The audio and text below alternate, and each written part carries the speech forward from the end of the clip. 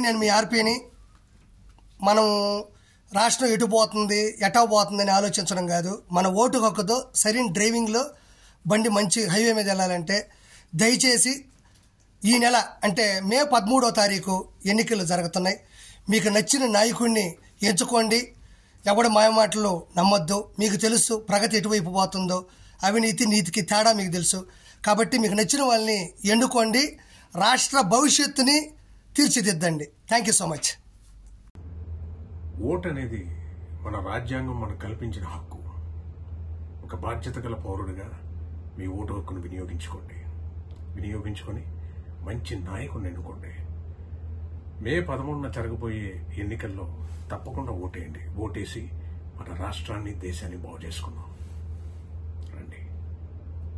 Hi guys, నేను మీ అడ్విశేష్. మన యూతే మన ఫ్యూచర్ అంటారు, కానీ మన యూత్ మన ప్రెజెంట్ కూడా. 18 years వచ్చిన ప్రతి యువకులు నేను చెప్పాలనుకుంటుంది ఏంటంటే, ప్లీజ్ ఓట్. మీరు నమ్మిన లీడర్స్కి, మీరు నమ్మిన నాయకులకి మీరు ఓట్ వేయండి అండ్ మన దేశం భవిష్యత్తుని బాగు చేయండి. అందరికీ నమస్కారం. ఓటు అనేది మన హక్కు మాత్రమే కాదు, మన బాధ్యత కూడా. 18 ఏళ్ళు దాటి మొదటిసారి ఓటు హక్కు వినియోగించుకున్న వాళ్ళందరూ గుర్తుపెట్టుకోండి, ఈ దేశ భవిష్యత్తు మీ చేతుల్లో ఉంది.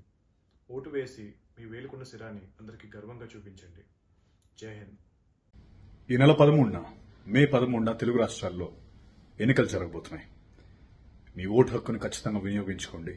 ముఖ్యంగా ఫస్ట్ టైం ఓటర్స్ 18 ఏళ్ళు దాటిన వాళ్ళందరూ ఈ ఓటుని ఖచ్చితంగా వేయండి. ఎందుకంటే మీ టైం వచ్చింది. అందరికీ నమస్కారం. నేను మీ సాయి కుమార్. ఓటు మీ భవిష్యత్తుని, మీ పిల్లల భవిష్యత్తుని, రాష్ట్ర భవిష్యత్తుని నిర్ణయిస్తుంది.